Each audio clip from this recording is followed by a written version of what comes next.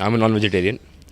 And my question to you is, how can, since most of us are living in hostels here, we go to the mess, we have our food there. We are dependent on the mess for our food. How feasible would it be for a college student to convert to veganism? We take into consideration his nutritional requirements, also spendings, how much he can invest, how much more he has to invest in order to convert to veganism, and time constraints. He does not have time to cook for himself. So considering these three problems, how can a college student who's living in a hostel convert to veganism? Okay. First things first, since you already have a plant-based society here, I cannot speak exactly about IIT Madras because obviously I'm not from here, but they'll probably be able to give you a much better idea for those who live in the hostel is what I assume. But let's leave that aside. Are you allowed to cook anything at all? I know you said you can't, but just asking, anything at all are you allowed to cook in your campus, in your dorms? Can you cook? I mean, some hostels have kitchens. Some hostels have kitchens? Yeah. Okay. So, would you be able to spare, say, just 15 to 20 minutes a day? If that's possible, if you eat, say, right now, only sweet potatoes and chickpeas for the next 3 years, along with the B12 supplement, you will get literally every nutrient your body needs. I'll tell you why. It's shocking to hear. Chickpeas, first of all, for human beings, we need to consume vitamin C, else we'll get something known as scurvy. Because in the ancient days when sailors used to go on ships, they used to die because of lack of vitamin C. We also need vitamin A because it's important for our eyesight. If we don't get it, we'll eventually develop night blindness. The cool thing about sweet potatoes is they're loaded with beta-carotene, which your body converts into vitamin A because they're that orange flesh, right? And then they also have plenty of vitamin C in them. They are also high in carbohydrates. So first of all, you hit the two absolute essential vitamins, and you're also hitting a lot of glucose for your body. Next thing is, chickpeas are high on the protein side. So when you eat a diet, like say for an example's sake, an experiment's sake, you had to lock someone up in a room right now, and you chose to feed them only sweet potatoes, water, chickpeas, and a B12 supplement every day for the next 1 year. When they came out of the room the next year, I will guarantee you my life, they will be in actually far better shape than what they are right now. Because there's no junk food or anything in it. You'll actually hit all of your nutritional requirements just through these foods. Now, I am not asking you only to eat that. You obviously have to explore your options. But let's say I was in a situation right now where I am a student here, and the only option is I can only eat sweet potatoes and chickpeas. I'll do that till I die. Because my human body can survive on that. It is not that complicated. And number two, that little inconvenience of, say, my diet being a bit boring, or, the only thing is it's boring. Trust me, nutritionally, you will meet everything. I mean, that's much more irrelevant than the life of that chicken. I mean, that animal does not have to endure such a painful life just for the taste pleasure for mine. Similarly, you don't have to complicate this. If you don't like that, I am not able to immediately off the top of my head think of many meals to just throw at you, but that one thing does come to mind. Just sweet potatoes and chickpeas, you're actually set. If you do, okay, do you know an app called Chronometer? Have you heard of it? So it's an app online where what you can do is you can log into it, and it'll ask you to input your height, your weight, your age, and your physical activity level. Based on that, do you know what's the meaning of the word calories? You know what calories mean? Calories is the amount of energy you need per day. So based on all those stipulations, it will decide and let you know you need this much calories per day, this much protein per day, this much calcium per day. And what you can do is just input a diet of sweet potatoes and chickpeas there and see how everything fills up green, tick, tick, tick, because that will fill up everything. So whatever may be the case, as a vegan who believes in the fact that animals have the right to be on earth just like me, no matter what situation you put me in, whatever minor inconvenience I might face, I will always choose to face that over ever exploiting or hurting another animal ever again in my life. So that's my answer. So thank you for that answer. So my next question is, I've been also researching on this topic, and I've been looking at the kind of exploring the economic side of it. So recently, India is basically importing its pulses, right? So let's say all of us turn into vegans. We increase the quantity, the consumption of pulses increases. Now the thing is, because of the deficit, according to numbers I remember, it was 10 initially. Now currently it has gone to somewhere around 140 per kg. Price of pulses has increased. Oh, price, okay. Yeah. So the thing is, if more people, if one fine day we all decide to be vegans, the economics, how does the economics support veganism? India is a pulse importing country.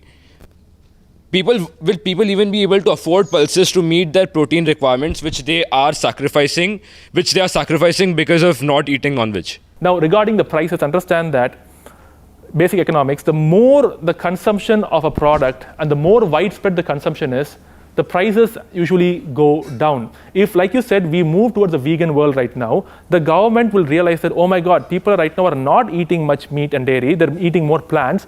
We have to start subsidizing the production of plant-based food. Because right now, if we take 1 kg of chicken for actually what it is, without subsidies, you got to agree it'll go in the thousands of rupees. It's because that day, the chicken farmer is given the egg, that embryo, for such a low price. He's given an incubator probably for free by the government. He's also given chicken feed for such a low price.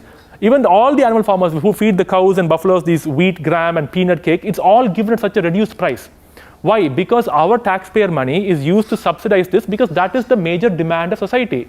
So when the major demand now moves from animal to plant, the government will obviously have to subsidize this instead, and therefore prices can be maintained, right? Because the government's in charge right now. Because if we look at it, 1 liter of milk is probably 60 bucks right now.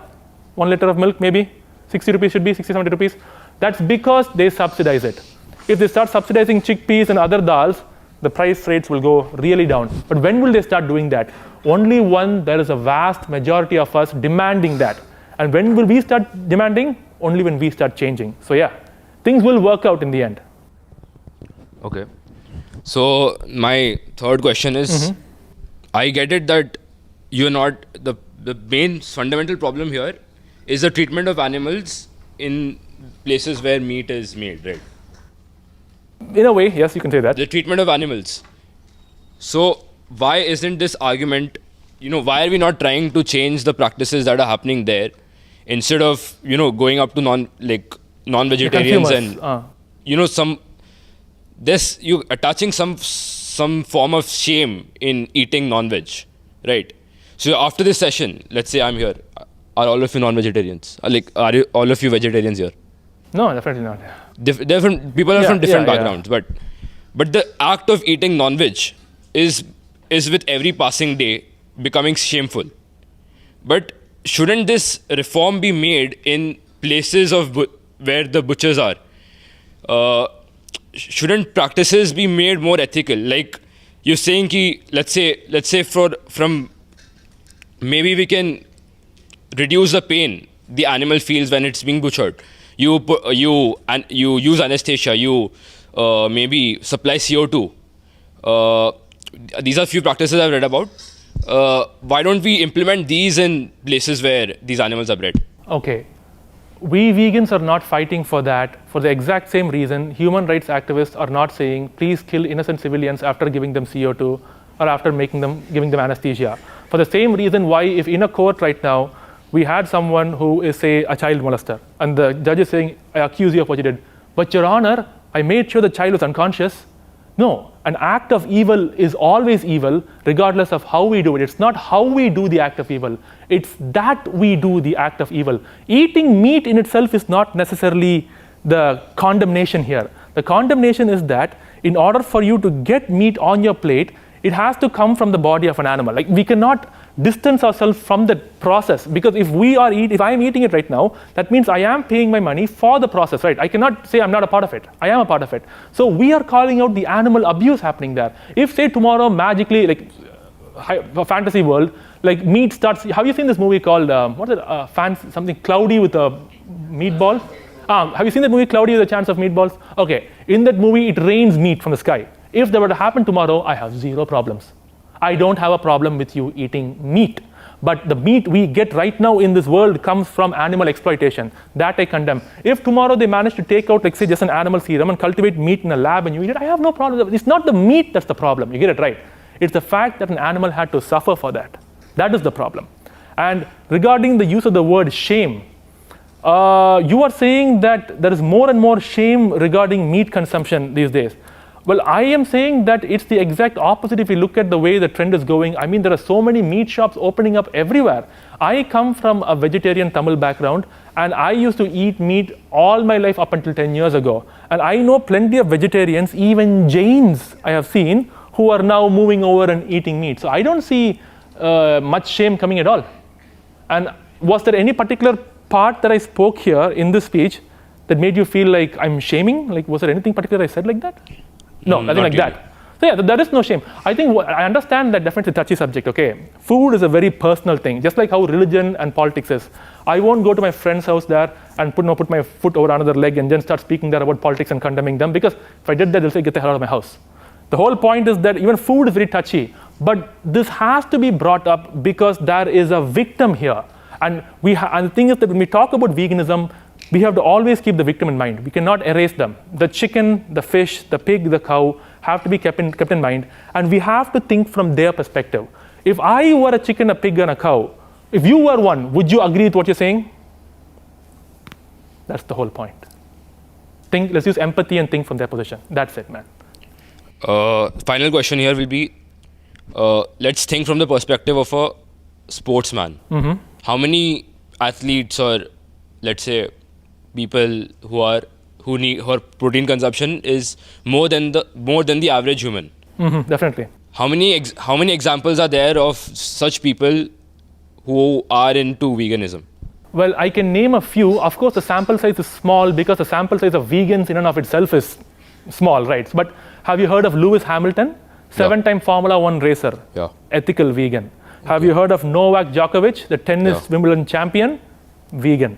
Serena Williams and Venus Williams, female tennis champions, both in the singles and double divisions, they are not vegan. They are plant-based, meaning that I'm a vegan. Say, for example, like you came and told me, bro, it's my birthday, here, take a chocolate. I'll be like, whoa, is there milk in it? If you gave that to Serena, she'll be like, yeah, cool, she'll eat it. Because for her, it's not about the ethics. At that moment, when it comes to her training, she eats only plant-based food for better performance. Have you heard of something known as a strongman competition? Not bodybuilding or weightlifting or powerlifting. It's called strongman. Anybody heard of strongman competitions? There are these giant people who lift these stones that weigh like 150 kg. They pull airplanes, push trucks and stuff. The strongest man in Germany for several years, his name is Patrick Baboumian, is a vegan. And he is one of the strongest human beings who has ever walked planet Earth. As in, right now he holds a world record that is still not beaten, where he is the human being who carried the most amount of weight on his shoulders. And after carrying it, he walked forward for 10 minutes. I think he carried like some 680 kilograms on his back, more than half a ton. Then let's come to India. Kuntal Joisher from Mumbai. That man climbed Mount Everest, I think, twice.